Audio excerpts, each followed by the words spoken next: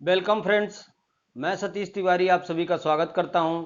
India के किसी भी कॉम्पिटेटिव एग्जाम को फाइट करने के लिए, वो चाहे एसएससी का हो या फिर रेलवे का हो या फिर कोई भी कॉम्पिटेटिव एग्जाम हो, उसको फाइट करने के लिए मैं आपका मैथ का कॉन्सेप्ट क्लियर करने में मदद कर रहा हूं। और जो भी डाउट्स आ रहे हैं तो मैं क्लियर कर रहा हूं। तो उसी के बारे में अभी तक हमने प्रॉफिट एंड लॉस के पूरे कॉन्सेप्ट और कुछ इंपॉर्टेंट क्वेश्चन हमने डिस्कस कर लिए हैं।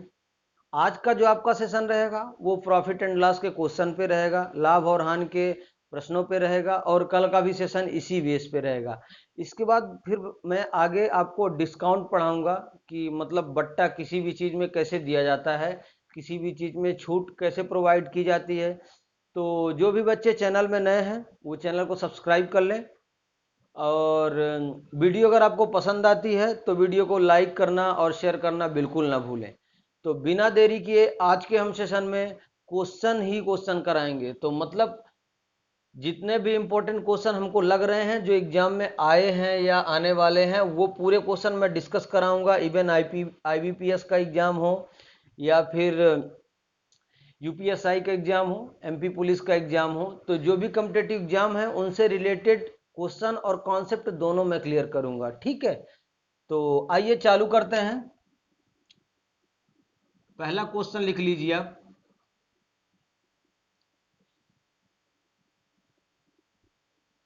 यदि एक व्यक्ति, क्वेश्चन लिखिए, यदि एक व्यक्ति अपनी हाथ घड़ी को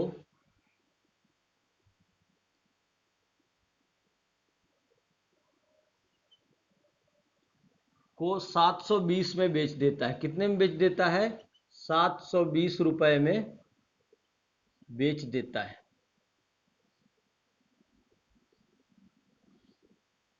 ये यदि एक व्यक्ति अपनी हाथ घड़ी को 720 रुपए में बेच देता है तो उसे 25% की हानि हो जाती है। तो उसे क्या होता है?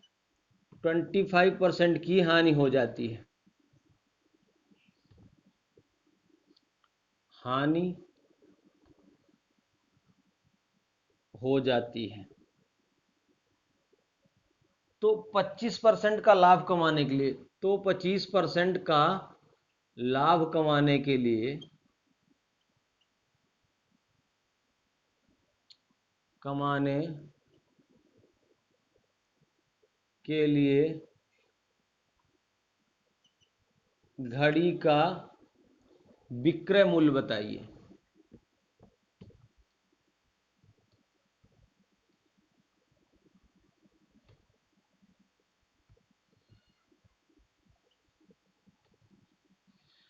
क्वेश्चन को पढ़िए।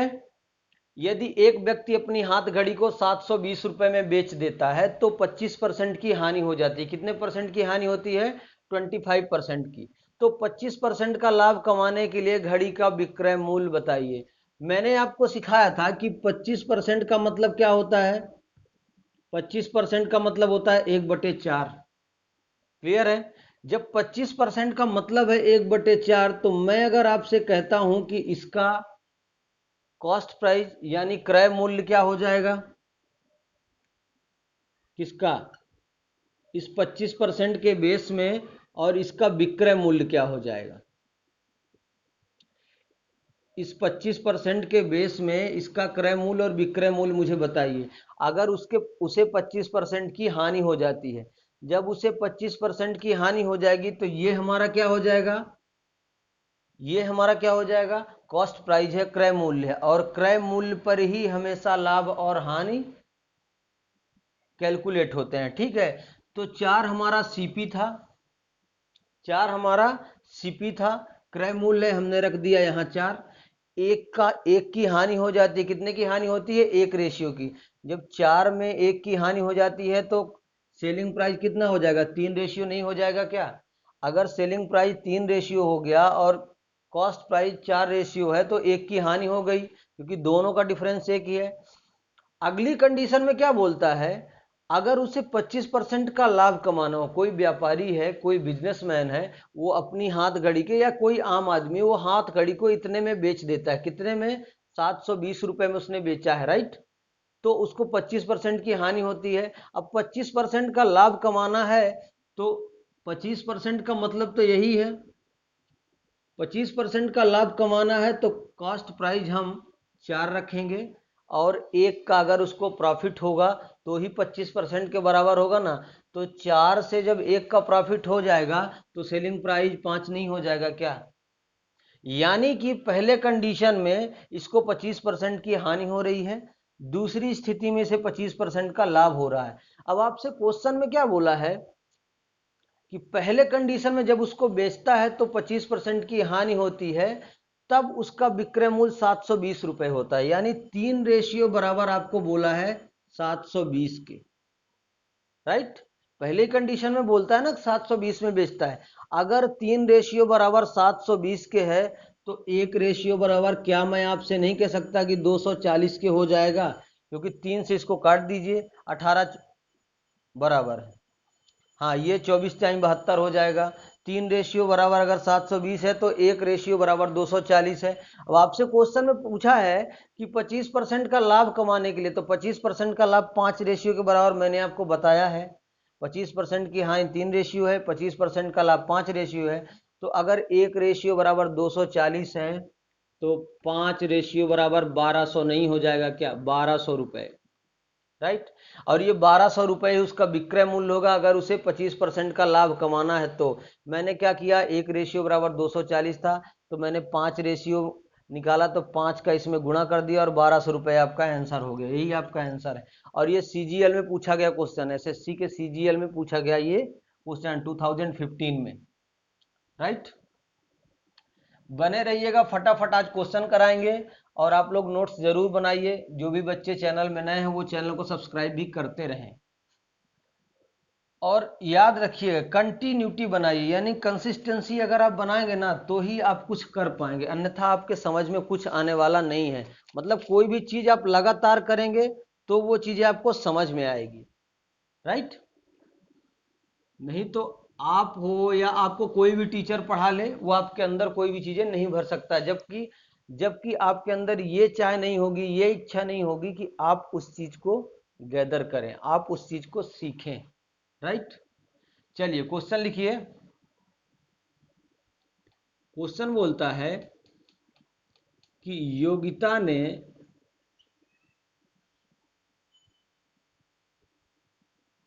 योगिता ने श्यामला को 20% लाभ पर टीवी बेचा। कितने में बेचा है भाई? 20% लाभ पर टीवी बेचा। किसने बेचा है?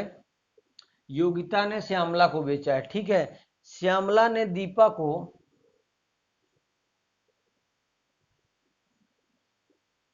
श्यामला ने दीपा को कितने में बेचा है? 10% लाभ पर बेचा है।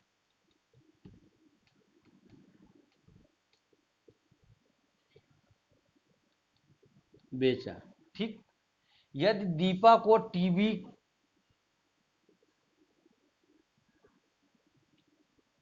यदि दीपा को टीवी के लिए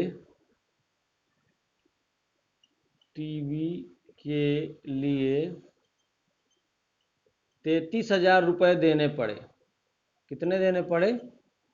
33,000 रुपए देने पड़े तो योगिता का क्रय मूल्य बताइए। क्वेश्चन लेंदी है और ऐसे ही लंबे क्वेश्चन बड़े बड़े एग्जाम में आएंगे, तो योगिता का क्रय मूल्य बताइए। छोटे क्वेश्चन भी कराएंगे, लेकिन ये जो क्वेश्चन बड़े एग्जाम में आने वाले हैं एसएससी के, वो आपको करा रहे हैं यूपीएसआई के और आरआरबी एनटीपीसी के, ठीक है। योगिता ने श्यामला को 20% लाभ पर टीवी बेच दिया। श्यामला ने दीपा को, अब पहले योगिता श्यामला को बेचती है, फिर श्यामला क्या करती है? दीपा को बेचती है। श्यामला दीपा को कितने में बेचती है भाई? 10% लाभ पर, राइट। यदि दीपा को टीवी के लिए 33,000 रुपए देने पड़े तो योगिता का क्रय मूल्य बताइए। अब मैं यहां से अगर निकालना चाहूं कि दीपा ने कितना पेड किया है? 33,000 रुपए, राइट। तो अगर श्यामला का मैं यहां से क्रय मूल्य निकालता हूं कि श्यामला ने दीपा को बेचा, दीपा को कितने में बेचा था वो मुझे बताइए। श्यामला ने दीपा को बेचा था 10% लाभ पर, राइट। तो 10% लाभ का मतलब क्या है कि 10 से 11 में बेचेगी, यानी सीपी इसका अगर 10 है तो एसपी क्या हो जाएगा 11। समझ गए क्या मैं क्या बोल रहा हूं। श्यामला क्या करती है कि दीपा को 10% लाभ पर बेच देती है, ठीक। तो दीपा को टीवी के लिए 33,000, तो श्यामला को जो विक्रय मूल्य है, ये श्यामला का विक्रय मूल्य जो ये है 11 रेशियो बराबर कितना दिया है 33,000। क्यों मैंने ऐसा बोला भाई, क्यों मैंने ऐसा बोला, क्योंकि श्यामला जितने में बेच रही है ना, दीपा उतने में ही तो खरीद रही है इसको। और दीपा खरीद कितने में रही है 33,000 रुपए में। समझ में आ रहा मैं क्या समझाने की कोशिश कर रहा हूं कि श्यामला जितने में बेच रही है 10% का प्रॉफिट लेके, उतने में ही दीपा इस टीवी को खरीदेगी ना, क्योंकि श्यामला ने ही दीपक को बेचा है। तो अगर 11 रेशियो बराबर 33,000 रुपए, ये श्यामला के लिए मैं बता रहा हूं, तो 10 रेशियो बराबर मैं आपसे कह दूंगा 30,000 नहीं हो जाएगा क्या, 30,000 रुपये नहीं हो जाएगा क्या। क्यों भाई, क्योंकि 10% का लाभ होगा तो 11 त्याई 33, 3,000 रुपये ये आ जाएगा, और 10 का 3,000 में गुणा करेंगे तो 30,000 हो जाएगा। ये जो 30,000 रुपये है ना, वो श्यामला का क्रय मूल्य है, ये श्यामला का क्या है, क्रय मूल्य है। अब योगिता ने श्यामला को जो बेचा था, योगिता ने श्यामला को, क्वेश्चन लेंदी है लेकिन ध्यान से देखिएगा। अब योगिता ने जो श्यामला को बेचा था, तो योगिता क्या की थी, श्यामला को 20% लाभ पर बेची थी। 20% का मतलब क्या होता है 1/5। 20% का मतलब अगर 1/5 है, मतलब सीपी इसका 5 है और एसपी इसका 6 रेशियो हो जाएगा, किसका, योगिता का। तो जो योगिता ने श्यामला को बेचा है, तो योगिता का जो विक्रय मूल्य होगा, योगिता का जो विक्रय मूल्य होगा वही तो श्यामला का क्रय मूल्य होगा, क्योंकि योगिता ने श्यामला को बेचा था। तो 6 रेशियो बराबर अगर 30,000 दिया है, 30,000 रुपए, तो 5 रेशियो बराबर मैं आपसे नहीं कह सकता कि 25,000 रुपए हो जाएगा। 5 रेशियो बराबर आपसे मैं कह सकता हूं कि 5 रेशियो बराबर 25,000 हो जाएगा, कितना, 25,000 रुपए। और यही आपका आंसर है। इसने पूछा ही क्वेश्चन में यही है कि योगिता का क्रय मूल्य बताइए, तो योगिता का क्रय मूल्य 25,000 रुपये हो जाएगा कि योगिता पहले 25,000 रुपये में उसको खरीदती है, 20% लाभ पर श्यामला को बेचती है यानी 30,000 रुपये में, फिर श्यामला दीपा को कितने में बेचती है 10% लाभ पर यानी 33,000 रुपये में बेच रही है, राइट। क्वेश्चन को डीपली पहले समझने की कोशिश करिए। जब तक आप क्वेश्चन समझेंगे नहीं, तो आप 10 मिनट भी एग्जाम टाइम में वेस्ट करेंगे, फिर भी कुछ होने वाला नहीं है। इसलिए क्वेश्चन को समझना सीखिए, जितना जल्दी आप क्वेश्चन समझ पाएंगे उतना ही अच्छे से आप कर भी पाएंगे, राइट। अब ये सीएचएसएल में एक छोटा सा क्वेश्चन आ गया था, देखो अच्छा क्वेश्चन लगा इसलिए मैंने उठा लिया। एक व्यापारी एक वस्तु को बेचने पर, एक व्यापारी को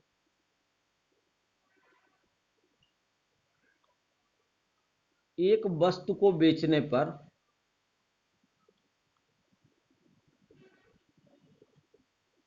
10% की हानि हो जाती है। कितने की हानि हो जाती है, होने दीजिए, हानि होती है।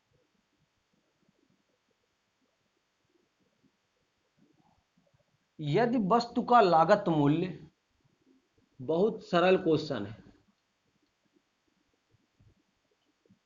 यदि वस्तु का लागत मूल्य कितना बोला है 15 रुपए है, केवल और केवल 15 रुपए है, ठीक है। तो विक्रय मूल्य बताइए।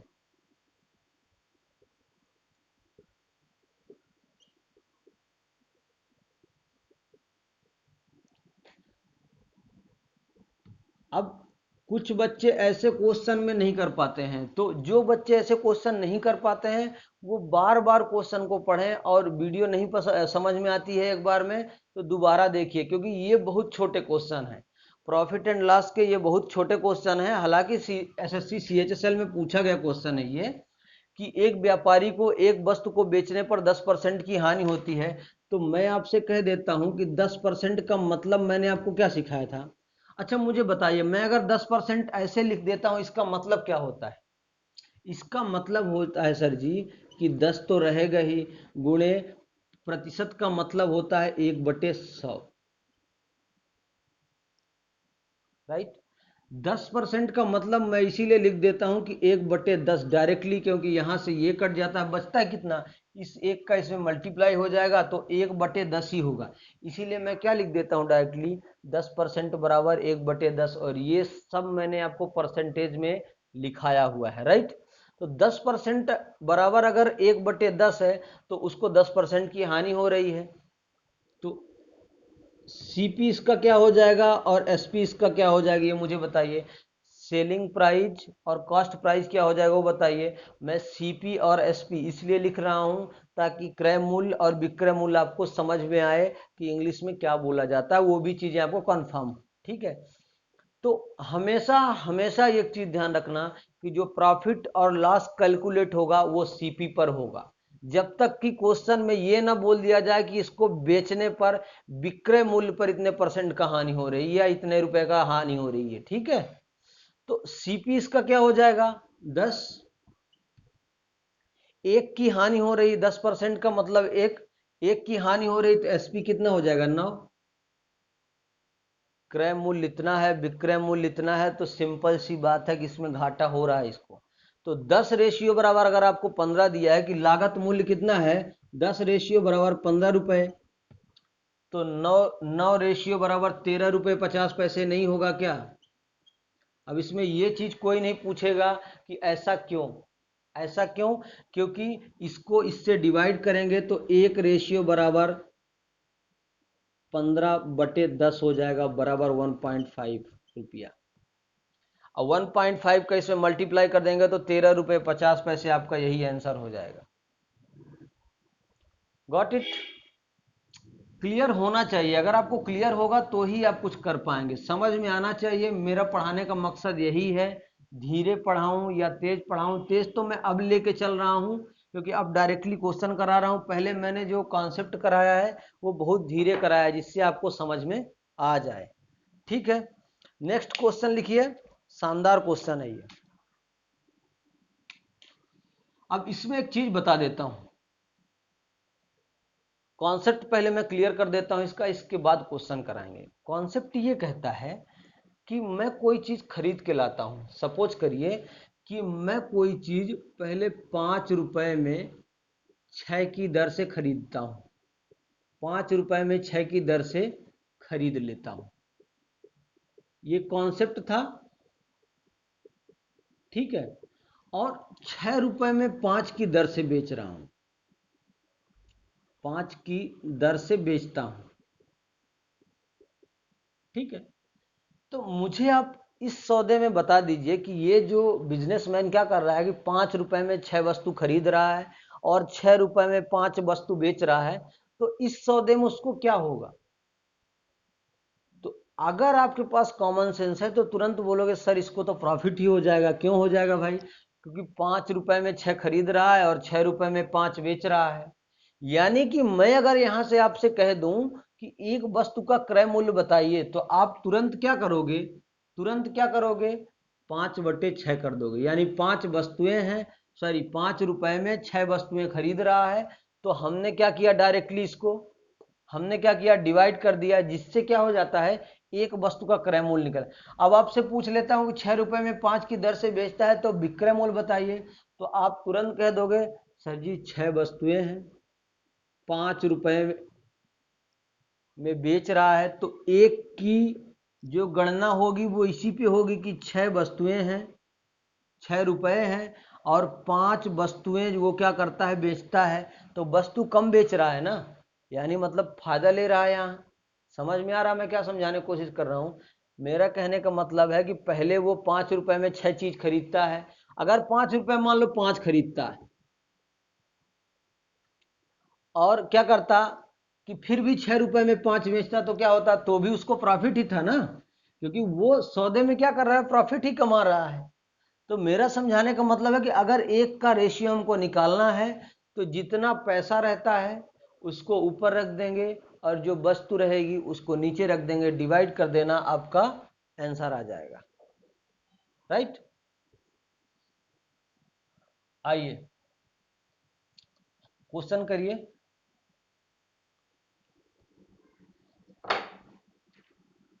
क्वेश्चन लिखिए। लेंदी क्वेश्चन है लेकिन समझ में बहुत अच्छे से आएगा, ठीक है। कुछ किताबें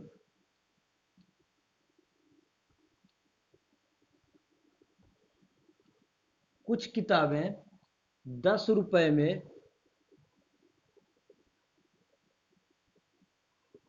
11 की दर से, 10 रुपए में 11 की दर से तथा उतनी ही किताबें क्या करता है, उतनी ही किताबें 10 रुपए में 9 की दर से, 10 रुपए में 9 की दर से खरीदता है।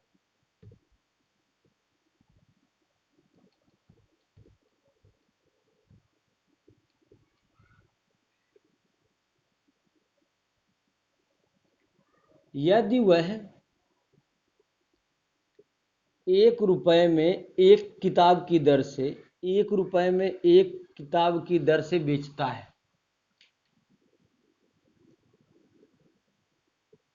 की दर से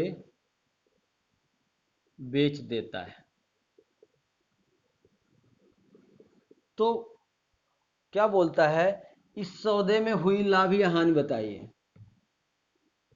तो इस सौदे में लाभ या हानि का परसेंटेज पूछ रहा है।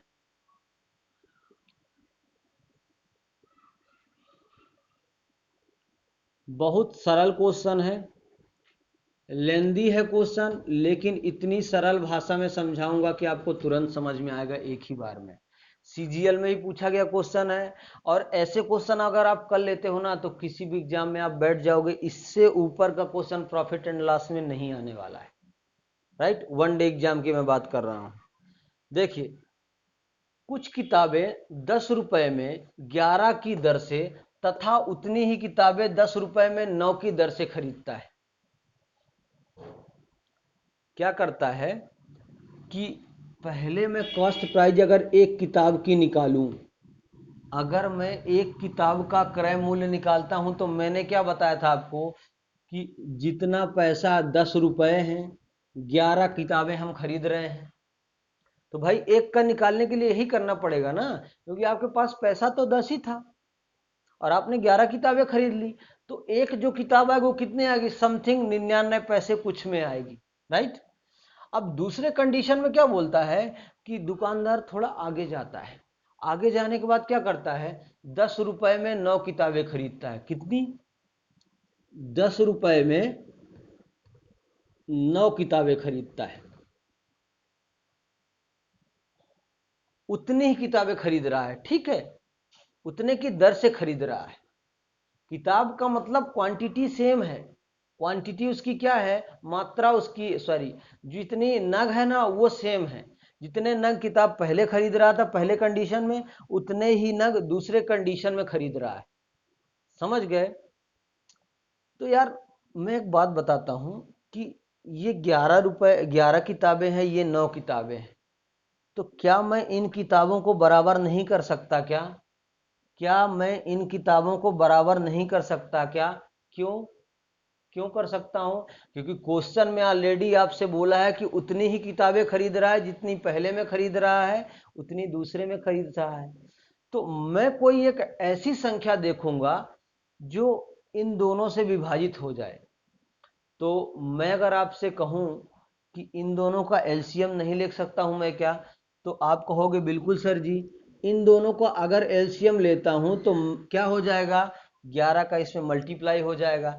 यानी कि मैं मान लेता हूं कि उसने 99 किताब खरीदी है। कितनी? 99 बुक्स उसने खरीदी है।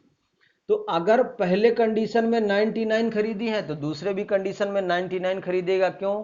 कि क्वेश्चन में बोला है कि उतनी ही किताबें खरीद रहा है, राइट। तो दोनों कंडीशन में क्या है, ये बुक है, ये चीज आपको याद रखना है। ये क्या है? किताबें हैं। अब क्या होता है, मैं आपसे पूछ लेता हूं कि टोटल कितने रुपए इसके खर्च हुए भाई? टोटल कितने हुए रुपए खर्च हुए? क्योंकि एक किताब का मूल्य निकालने के लिए मैंने ये किया था, 9 किताबें थी, 10 रुपए में खरीदता था, तो एक किताब का मूल्य निकालने के लिए मैं 10 को 9 से डिवाइड कर दूंगा। सेम कंडीशन इसमें भी है।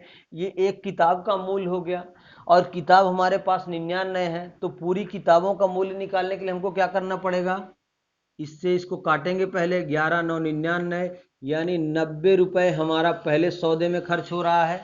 पहले कंडीशन में 90 रुपए खर्च हो रहा है। दूसरे कंडीशन में कितना हो जाएगा? 11 9 99, यानी दूसरे कंडीशन में 110 रुपए खर्च हो रहा है। यानी टोटल जो हमारा रुपया खर्च हो रहा है, कितना हो रहा है? कुछ देख पा रहे हैं आप? 200 रुपए खर्च हो रहा है। 200 रुपए खर्च हो रहा है ना। और कुल किताबें कितनी थी? 99 और 99, दोनों को जोड़ना पड़ेगा ना, क्योंकि 2 बार उसने किताबें खरीदा है। तो 198 किताब हो जाएगी। 198 किताब और 200 रुपए। अब क्वेश्चन में आपको बहुत अच्छा ट्विस्ट लाता है। क्या बोलता है? सेलिंग प्राइस अगर मैं आपसे बोलूं कि विक्रय मूल्य मुझे बता दीजिए, तो आप क्या कहेंगे कि सर जी इसने क्वेश्चन में बोला था, क्या बोला था भाई, कि 1 रुपए में एक किताब की दर से बेचेंगे। तो 1 रुपए में अगर एक किताब बेचेगा तो 198 किताब है, तो कितने रुपए में बेचेगा? 198 रुपए में। और इसका जो कॉस्ट प्राइस है वो कितना है? टोटल 200 रुपए है, और बेचता 198 में है। तो आप तुरंत कहोगे कि सर जी इस सौदे में तो इसको घाटा हो गया है, क्योंकि 200 में खरीद रहा है और 198 में बेच दे रहा है। कितने का लॉस हो रहा है भाई? कितने की हानि हो रही है? आप डायरेक्टली कह दोगे सर जी 2 रुपए का इसको लॉस हो गया है। तो प्रॉफिट और लॉस किस पर कैलकुलेट होते हैं? प्रॉफिट और लॉस कैलकुलेट होते हैं हमेशा सीपी पर, क्रय मूल्य पर। 2 का हानि हो रही है 200 के रिस्पेक्ट में, क्योंकि 200 हमारा क्रय मूल्य है, और फ्रैक्शन से परसेंटेज में बदलने के लिए 100 का मल्टीप्लाई करेंगे। ये 2 से 2 काट दीजिए, कितना हुआ? यानी 1% की उसको हानि हो जाती। किसको? उस दुकानदार को। अगर आपको ये क्वेश्चन समझ में आया है ना, तो खींच के लाइक करिएगा अगर मजा आया हो तो, क्योंकि इससे सरल भाषा में कोई आपको समझाएगा नहीं, राइट। नोट्स बनाते रहिएगा, और नहीं समझ में आए तो आप दोबारा देखिए, क्योंकि क्वेश्चन लेंदी है, हो सकता है कि एक बार में आपको समझ में ना आए, राइट। और लाइक और शेयर जरूर करिए यार, मैं बोलना भूल जाता हूं, इसका मतलब ये नहीं है कि लाइक और शेयर ना करें। आप लाइक और शेयर करिए, इससे क्या होता है, हमारा मोटिवेशन बना रहता है कि हम आपको अच्छा कंटेंट दे पा रहे हैं, तो आपको वो कंटेंट पसंद आ रहा है, राइट।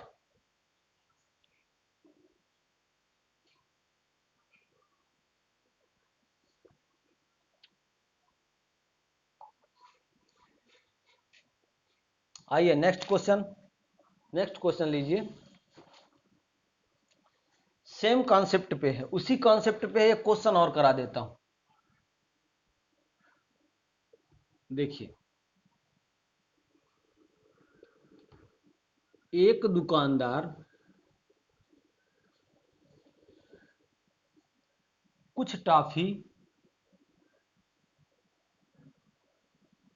कुछ टॉफी 1 रुपए में 2 की दर से,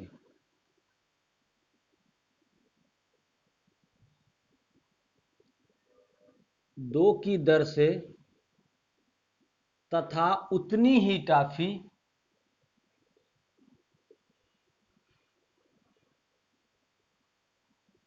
उतनी ही टॉफी 2 रुपए में 1 की दर से,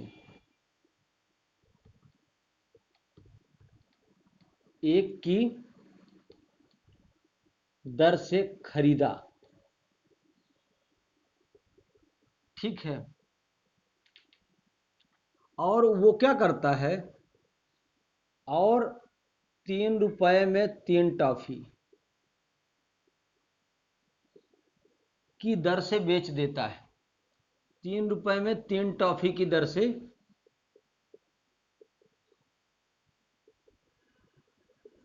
से बेच देता है।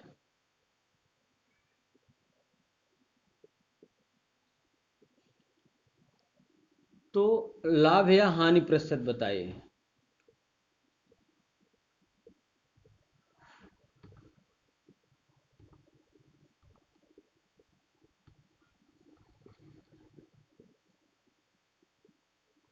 एक चीज तो मैं पहले आपको क्लियर कर देता हूं। क्या क्लियर कर देता हूं भाई, कि ऐसे सौदे में, ये जो सौदा दुकानदार ऐसे करते हैं ना, आपको डायरेक्टली हानि ही होना है उसमें। उस दुकानदार को तो आपको हानि नहीं होना है, खरीदने वाले को, जो शॉपकीपर है ना, जो दुकानदार है, उसको हमेशा लॉस होता है। ये पहला फंडा है इसका। लाभ और हानि पूछ देता है तो डायरेक्टली उसको हानि होगी, ये बात आपको पहले सेट हो जाना चाहिए माइंड में। लाभ और हानि प्रतिशत बताइए। ठीक। तो एक दुकानदार कुछ टॉफी 1 रुपए में 2 की दर से, तो इसका जो सीपी हो जाएगा, कॉस्ट प्राइस क्या हो जाएगा पहले कंडीशन के लिए, क्रय मूल्य क्या हो जाएगा, 1 रुपए है, 2 टॉफी खरीद रहा है। तो 1/2 का मतलब 50 नहीं होता है क्या, यानी कि 50 पैसे में 1 टॉफी खरीद रहा है, तो 1 रुपए में 2 टॉफी खरीद लिया उसने। अब दूसरे कंडीशन में क्या करता है वो, दूसरे कंडीशन में आइए, कि 2 रुपए में 1 की दर से, यानी 2 रुपए में वो क्या करता है, 1 टॉफी खरीद रहा है। तो ये नहीं हो जाएगा, इससे इसको डिवाइड करेंगे तो 2 रुपए ही रेट हो जाएगा, राइट। अब मैंने आपको पिछले भी क्वेश्चन में बताया था और इस क्वेश्चन में बता रहा हूं, कि ये दोनों जो संख्याएं हैं, ये 2 टॉफी यहां खरीद रहा है और 1 टॉफी यहां खरीद रहा है, तो इन दोनों को बराबर करना पड़ेगा। ऐसा क्यों, क्योंकि क्वेश्चन में बोला है कि उतनी ही टॉफी खरीद रहा है वो, तो इसमें तो भाई 2 टॉफी खरीद रहा है, इसमें 1 टॉफी खरीद रहा है। तो दोनों को बराबर करने के लिए हमको क्या करना पड़ेगा, ऐसी संख्या देखना है जो दोनों से विभाजित हो जाए, यानी कि दोनों को इक्वल कर दे। भाई अगर इसमें इतनी टॉफी खरीदा है 10 टॉफी, तो इसमें भी 10 खरीदना चाहिए। तो इसका और इसका एलसीएम करेंगे तो क्या हो जाएगा भाई, 2 हो जाएगा। 2 और 1 का एलसीएम हम निकाल लेते हैं, वो सरल हो जाता है।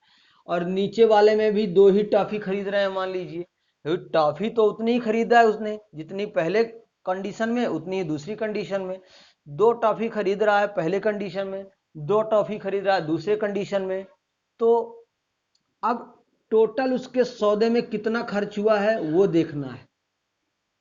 तो क्या करना पड़ेगा, कि 1 टॉफी का मूल्य और जितने टॉफी खरीदा है, वो दोनों को मल्टीप्लाई कर देंगे तो टोटल टॉफी नहीं आ जाएगी क्या, आ जाएगी। तो इससे इसको काट दीजिए, इससे इसको काटेंगे तो कितना हो जाएगा, 1 रुपए ही इस सौदे में इसका खर्च होता है, क्योंकि इसने 2 ही टॉफी तो खरीदी है। और दूसरे सौदे में क्या होता है, कि 2 दूनी ये 4 रुपए इसका दूसरे सौदे में खर्च होता है, यानी टोटल कॉस्ट प्राइस कितना हो जाएगी, 5 रुपए।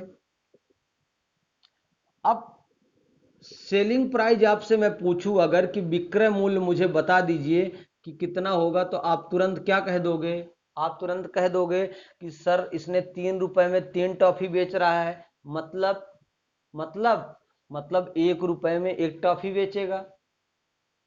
अगर 3 रुपए 3 रुपए में 3 टॉफी बेच रहा है, तो 1 रुपए में 1 टॉफी बेच रहा है। और टॉफी कितना बेचा है, 2 टॉफी ये है और 2 टॉफी ये, 2 और 2, 4 टॉफी बेचा है। तो 4 रुपए नहीं हो जाएगा क्या, कितने का लॉस हुआ है, 1 रुपए की हानि हो जाती है। किसको, इस शॉपकीपर को 1 की हानि हो रही है। कॉस्ट प्राइस 5 है, क्रय मूल्य 5 है, तो क्या हो जाएगा, इससे काट देंगे तो 20% इसका आंसर हो जाएगा। मतलब 20% इसकी क्या हो जाती है, हानि हो जाती है इस सौदे में। किसको, इस दुकानदार को, जो कि ये दिमाग लगा रहा था कि 1 रुपए में 2 टॉफी खरीदेंगे और फिर 2 रुपए में 1 टॉफी खरीदेंगे, फिर 3 रुपए में 3 की दर से बेच देंगे, तो इसको 1 रुपए की हानि हो जाती है। नोट्स जरूर बनाइए, नोट्स बनाएंगे तो ही आपको समझ में आएगा, अन्यथा आपको समझ में आने वाला नहीं है। राइट, अच्छे क्वेश्चन है यार, इससे अच्छा क्वेश्चन आपको मिलेगा मैं ऐसा नहीं कह सकता हूं, लेकिन मैं एग्जाम ओरिएंटेड पढ़ाता हूं, जितना एग्जाम में आ सकता है इससे हाई लेवल का पढ़ा के कुछ मतलब नहीं है, आपके एग्जाम में आने वाला भी नहीं है। ये मॉडरेट लेवल है जो कि क्वेश्चन एग्जाम में डायरेक्टली उठ के आएंगे, और आपको ये चीज पता होना चाहिए। राइट,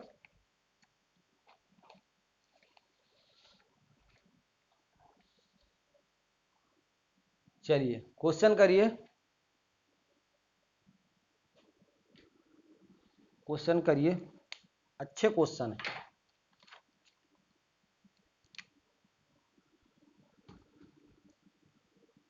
क्वेश्चन, 33 मीटर कपड़ा बेचने पर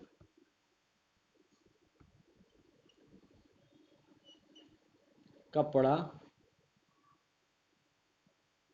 बेचने पर क्या होता है, दुकानदार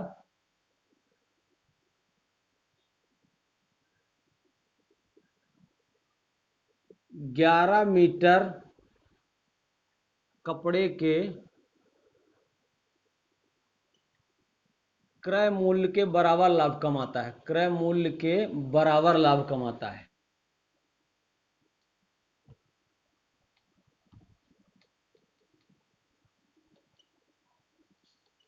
लाभ कमाता है। ठीक है, तो लाभ प्रतिशत बताइए। तो लाभ प्रतिशत बताइए। ठीक है,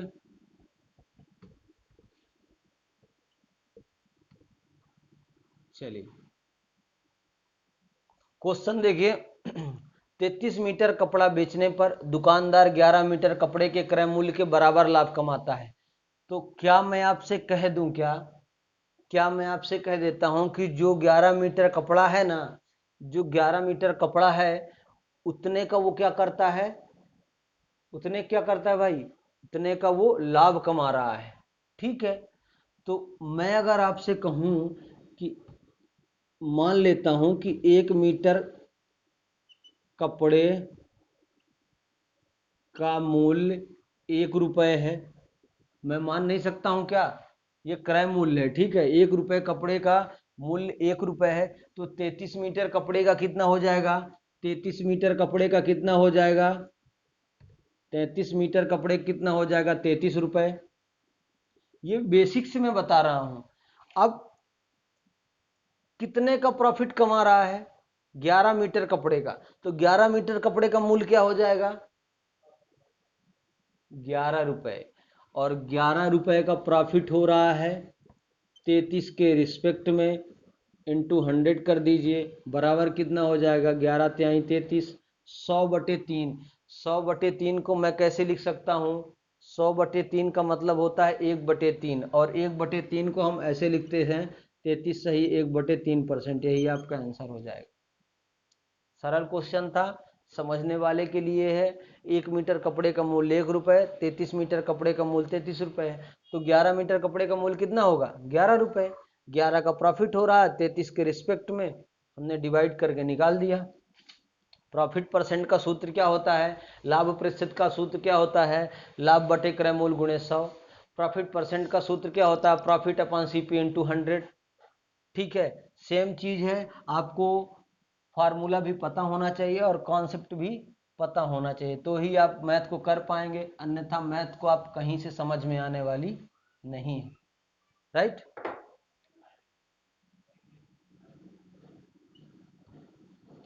क्वेश्चन लिखिए।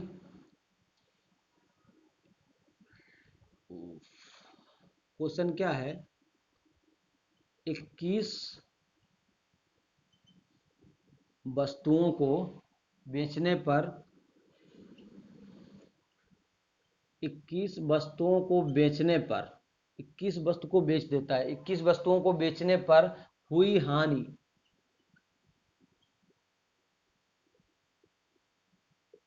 हुई हानि क्या बोलता है, 3 चीजों के विक्रय मूल्य बराबर है, 3 वस्तुओं के विक्रय मूल्य के बराबर है। विक्रय मूल्य के बराबर है तो हानि प्रतिशत बताइए। सरल सरल क्वेश्चन अभी ला रहा हूं और ये क्वेश्चन आए हुए हैं, इसलिए मैं बता रहा हूं कि ऐसे भी क्वेश्चन आपको पता होना चाहिए। ठीक है, सॉल्यूशन लिखिए। 21 वस्तुओं को बेचने पर हुई हानि 3 वस्तुओं के विक्रय मूल्य के बराबर है तो हानि प्रतिशत बताइए। तो मैं अगर आपसे कह दूं कि अगर एक वस्तु का विक्रय मूल्य बोल रहा है, एक वस्तु का विक्रय मूल्य मैं 1 रुपए रख देता हूं तो 21 वस्तुओं का विक्रय मूल्य 21 रुपए नहीं हो जाएगा क्या? तो आप डायरेक्टली यहां से लिखिए कि सेलिंग प्राइस आपको क्या दिया गया है, 21। मैं डायरेक्टली सिर्फ आर्टिकल के ऊपर बात करूंगा कि 21 वस्तुओं का विक्रय मूल्य बेचने पर 3 वस्तुओं की हानि हो जाती है, 3 वस्तुओं के क्रय मूल्य के विक्रय मूल्य के बराबर हानि हो जाती है। ठीक है, ठीक है। तो 21 वस्तुओं का मैं प्राइस क्या मान लेता हूं कि 21 रुपए ही है। और हानि कितने की हुई है, हानि कितने की हुई है भाई, हानि कितने की हुई है, लॉस कितने का हो रहा है, 3 का। नहीं हो रहा है क्या, 3 का। तो यहां से मैं अगर आपसे कह दूं कि इसका सीपी क्या हो जाएगा तो आप मुझे बता सकते हैं क्या कि इसका क्रय मूल्य क्या हो जाएगा, इसका क्रय मूल्य क्या हो जाएगा, आपको पता है क्या? क्योंकि हानि की स्थिति में क्रय मूल्य बराबर क्या होता है, विक्रय मूल्य प्लस हानि। सेम चीज है ना भाई। आप कोई चीज 10 रुपए में खरीद रहे हो, 7 में बेच रहे हो, कितने की हानि हुई, 3 रुपए की। लेकिन फिर से हमको क्रय मूल्य निकालना है तो क्या करना पड़ेगा, जितने में आप बेचे थे 7 रुपए में और 3 रुपए और जोड़ना पड़ेगा तो 10 रुपए होगा, और वही 10 रुपए तो है। तो जो क्रय मूल्य होगा वो इसको और घाटा कितने का हुआ, 3, इन दोनों को मिला के होगा। तो 24 नहीं हो जाएगा क्या? और आपसे पूछा क्या है, हानि परसेंट। तो लॉस परसेंट बराबर क्या होता है, लॉस परसेंट बराबर क्या होता है, लॉस अपॉन सीपी इंटू 100। हानि प्रतिशत बराबर होता है हानि बटे क्रय मूल्य गुणे 100। 3 की हानि हो रही है, 24 क्रय मूल्य, 24 के रिस्पेक्ट में इंटू 100 कर दीजिए, 3 अट्ठे 24। अब मैं 100/8 को क्या लिख सकता हूँ, 100/8 को मैं क्या लिख सकता हूँ, एक बार और काट दीजिए, 4 दूनी 8 और 25/2 हो जाएगा। ठीक है, 25/2 को हम ऐसा लिख सकते हैं 12 सही 1/2%। तो यही आपका आंसर है। इतने की इसको हानि हो जाती है, किसको, इस दुकानदार को, इस शॉपकीपर को, इस बिजनेसमैन को जो 21 वस्तुएं खरीदता है और 3 वस्तुओं के विक्रय मूल्य के बराबर ही उसको हानि हो जाती है। ठीक है, क्लियर हो रहा है ना? बिल्कुल क्लियर होना चाहिए और इससे बाहर कुछ जाने वाला नहीं है यार। मैं आपको बता रहा हूं ना कि कोई भी कॉन्सेप्ट इससे बाहर जाएगा नहीं। ठीक है,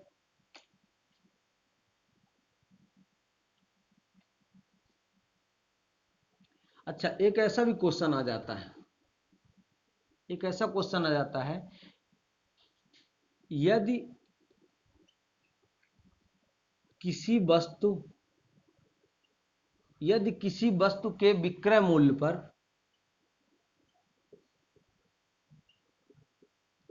परिकलन करने पर, विक्रय मूल्य पर क्या करने पर, परिकलन करने पर 20% का लाभ होता है, 20% का लाभ होता है, 20% का लाभ होता है, लिख लीजिए 20% का लाभ होता है।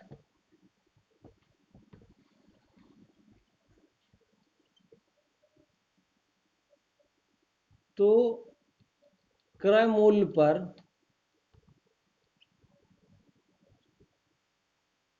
परिकलन करने पर, क्रय मूल्य पर परिकलन करने पर कितने परसेंट का लाभ होगा?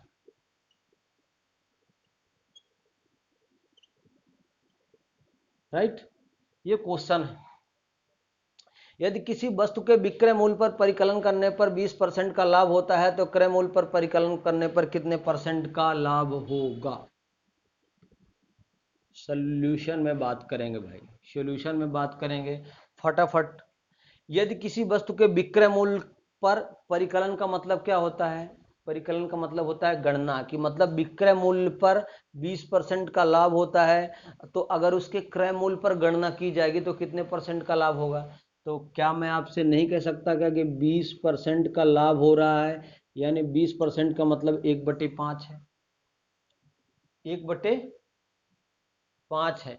कितने पर, कितने पर, विक्रय मूल्य पर परिकलन करता है, यानी कि उसका जो एसपी होगा वो 5 होगा, ना कि सीपी।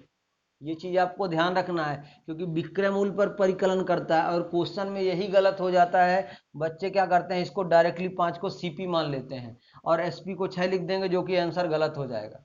इसने बोला है कि विक्रय मूल्य पर परिकलन करता है तो 20% की का लाभ होता है, और उसने पूछा क्वेश्चन में है कि क्रय मूल्य पर करेंगे तो क्या होगा।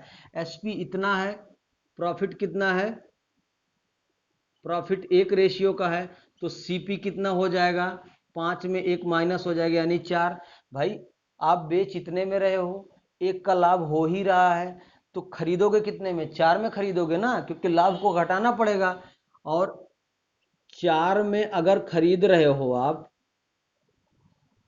तो आपसे लाभ पूछ लेगा, तो लाभ परसेंट पूछेगा तो क्या होगा, प्रॉफिट तो 1 का ही है, 1 का लाभ है, कितने के रिस्पेक्ट में, 4 के, तो बराबर कितना हो जाएगा, 25%। ये आपका आंसर हो जाएगा।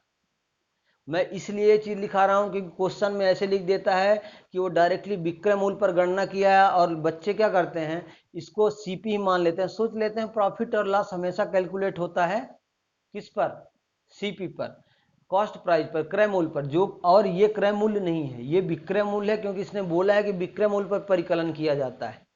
ठीक है, ध्यान से क्वेश्चन को पढ़िए, इसके बाद सॉल्व करिए, अन्यथा आपके समझ में नहीं आएगा, और कुछ भी होने वाला नहीं है जब तक समझ में नहीं आएगा तब तक। ठीक है, बने रहिएगा दोस्तों। आज के वीडियो में बस इतना ही, और चैनल का नाम मैं लिख देता हूं, चैनल को सब्सक्राइब तो करना ही करना है भाई,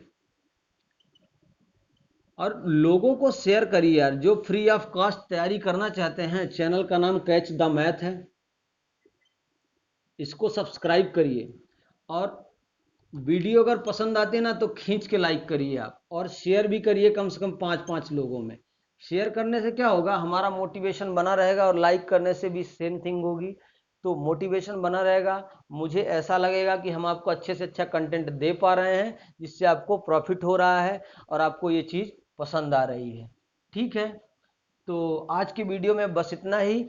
कल फिर हमारा ये प्रॉफिट लॉस का पूरा खत्म हो जाएगा, चैप्टर, सॉरी चैप्टर मतलब क्वेश्चन खत्म हो जाएगा। परसों से मैं डिस्काउंट पढ़ाऊंगा, और डिस्काउंट का पहले कॉन्सेप्ट पढ़ाया जाएगा, आफ्टर दैट आपको क्वेश्चन कराए जाएंगे। ठीक है, धन्यवाद।